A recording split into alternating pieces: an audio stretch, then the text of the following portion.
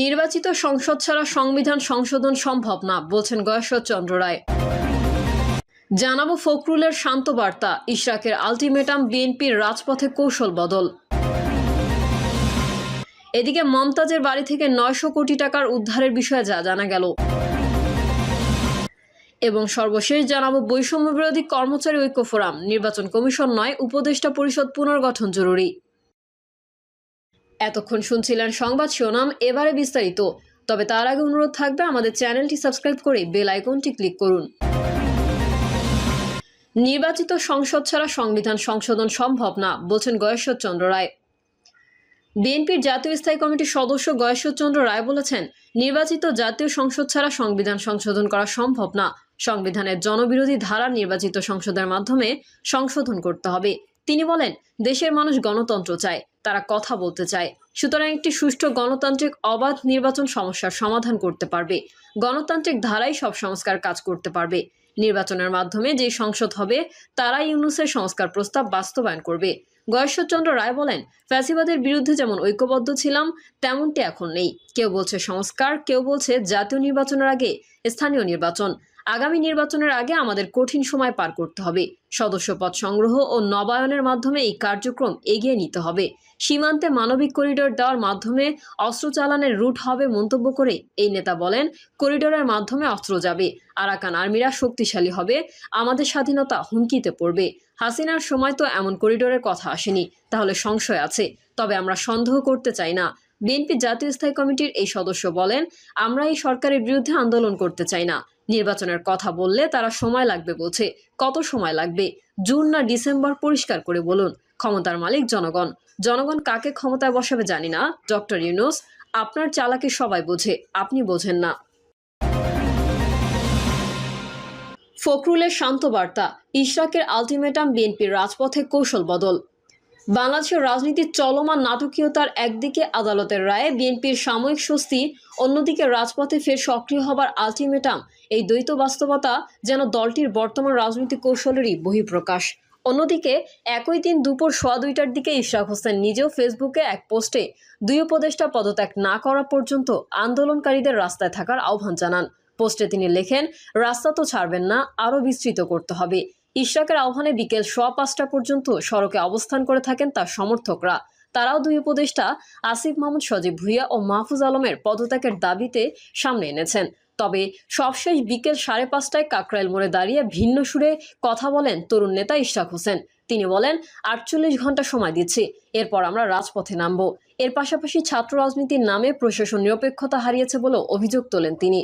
দ্বৈত কণ্ঠ, সমান্তরাল কৌশল বিশ্লেষকরা বলছেন, বিএনপির এই দুই নেতার কণ্ঠে দুই ধরনের বার্তা।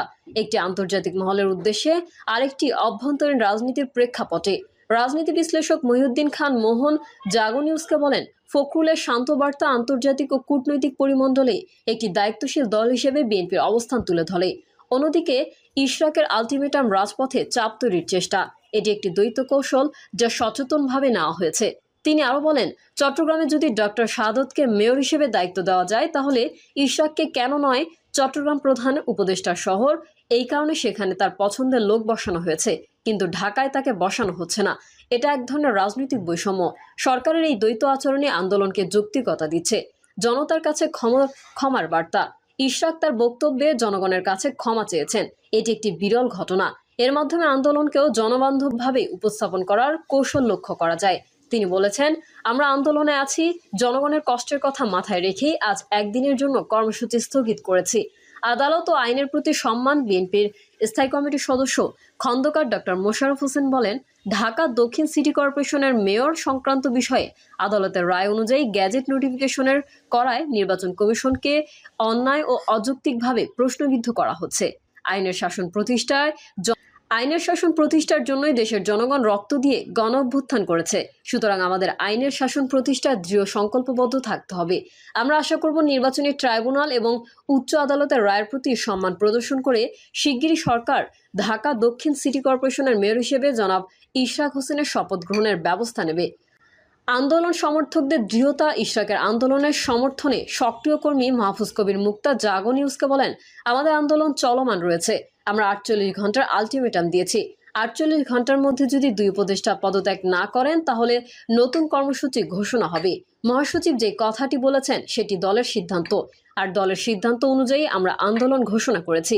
যদিও এই আন্দোলন ঢাকাবাসীর ছিল, পরবর্তীতে এটি দলীয়ভাবে রূপ নেয় এবং দলীয় আন্দোলন হিসেবে ঘোষণা করা হয়।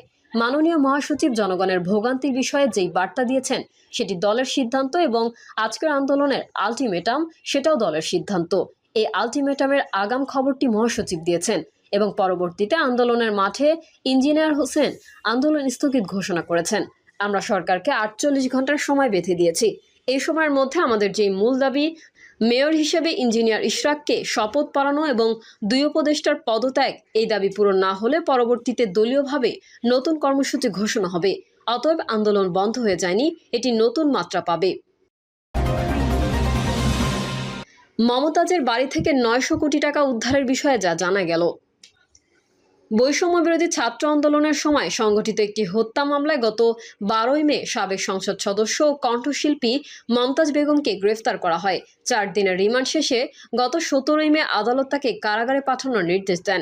পরিপ্রেক্ষিতে মমতাজের বাড়িতে সেনাবাহিনী অভিযান চালিয়ে 900 কোটি টাকা উদ্ধার করেছে শীর্ষক দাবিতে একটি ভিডিও ইন্টারনেটে প্রচার করা হচ্ছে। Fact check. রিউমার স্ক্যানার টিমের অনুসন্ধানে জানা যায় মমতাজ বেগমের বাড়িতে সেনাবাহিনী অভিযান চালিয়ে 900 কোটি টাকা উদ্ধারের করছে শীর্ষক দাবিটি সঠিক নয়। প্রকৃতপক্ষে ভিন্ন ঘটনার একাধিক ভিডিও ডিজিটাল প্রযুক্তির সহায়তায় সম্পাদনা করে আলোচিত দাবিতে প্রচার করা হচ্ছে। অনুসন্ধানের শুরুতে প্রচারিত ভিডিওটি পর্যবেক্ষণ করে দেখা যায় উক্ত ভিডিওতে কোনো সূত্র উল্লেখ করা হয়নি এবং সেনাবাহিনীর নির্দিষ্ট কোনো বক্তব্য দেখা হয়নি। পরবর্তীতে প্রচারিত ভিডিওটিতে থাকা ফুটেজগুলো আলাদা আলাদা যাচাই করে রিউমার স্ক্যানার টিম ভিডিও যাচাই 1 রিভার্স ইমেজ সার্চ করে এসএ টিভির ইউটিউব চ্যানেলে গত বছরের 9 আগস্ট প্রচারিত একটি ভিডিও প্রতিবেদন পাওয়া যায়। উক্ত প্রতিবেদনে থাকা একটি ফুটেজের সঙ্গে আলোচিত ভিডিওর একটি ফুটেজের মিল রয়েছে। ভিডিও যাচাই 2 আলোচিত ভিডিওটিতে মমতাজ ভিলা শীর্ষক একটি নাম ফলক দেখা যায়। রিভার্স ইমেজ সার্চ করে ইন্ডিপেন্ডেন্ট টিভির ইউটিউব চ্যানেলের 2020 সালের 25 ফেব্রুয়ারিতে প্রচারিত একটি ভিডিও প্রতিবেদন পাওয়া যায়। উক্ত প্রতিবেদনে থাকা একটি ফুটেজের সঙ্গে আলোচিত ভিডিওর একটি ফুটেজের মিল রয়েছে। উক্ত প্রতিবেদন থেকে দেখা যায় ক্যাসিনো কাণ্ডে গ্রেফতার ঢাকার গেন্ডারিয়া থানায় আওয়ামী লীগের বহিষ্কৃত নেতা এনামুল হক এনু ও রূপন ভূঁইয়ার লালমোহন সাহা স্ট্রিটের বাসায় অভিযান চালিয়ে 26.5 কোটি টাকা, 5.25 কোটি টাকার এফডিআর সহ বিদেশি মুদ্রা ও স্বর্ণ জব্দ করেছে র্যাব। এ সময়কার দৃশ্য এটি, অর্থাৎ এটিও মমতাজ বেগমের বাসা থেকে টাকা উদ্ধারের নয়। ভিডিও যাচাই 3 আলোচিত ভিডিওটিতে একটি ড্রয়ারে রাখা টাকা এবং একটি সিন্দুক থেকে টাকা বের করার দৃশ্য দেখা যায়। রিভার্স ইমেজ সার্চ করার সময় টিভির ইউটিউব চ্যানেলে 2020 সালের 26 ফেব্রুয়ারি প্রচারিত একটি ভিডিও প্রতিবেদন পাওয়া যায়। উক্ত প্রতিবেদনে থাকা ফুটেজের সঙ্গে আলোচিত ভিডিওর ফুটেজের মিল রয়েছে। উক্ত প্রতিবেদন থেকে জানা যায় এটিও ক্যাসিনো কাণ্ডে গ্রেফতার ঢাকার গেন্ডারিয়া থানা আওয়ামী লীগের বহিষ্কৃত নেতা এনামুল হক এনু ও রূপন